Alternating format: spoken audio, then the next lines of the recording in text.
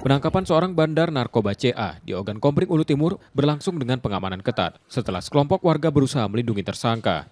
CA warga desa Campang 3 Ulu Cempaka sudah lama menjadi target operasi karena diduga mengendalikan peredaran narkoba di wilayah tersebut. Upaya polisi kerap terhambat oleh kelompok warga yang mayoritas preman dan beberapa kali menghalangi proses penangkapan, bahkan sempat mengancam akan melakukan pembakaran.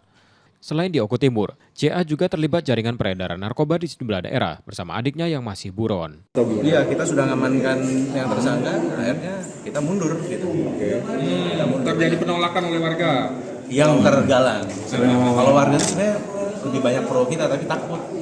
Nah, dia preman-preman di situ dikuasai dia, pelaku-pelaku curat, pelaku-pelaku kriminal itu digalang sama dia. Jadi tokoh-tokoh sosial ini, tokoh-tokoh lokal, tokoh-tokoh masyarakat itu kalah keberadaannya. Tersangka kini ditahan di Polda Sumsel dan terancam hukuman berat. Polisi masih memburu anggota jaringan lainnya yang diduga terlibat dalam peredaran narkoba yang dikendalikan CA. Rizky Oktora, Muklas Differential, Kompas TV, Palembang, Sumatera Selatan.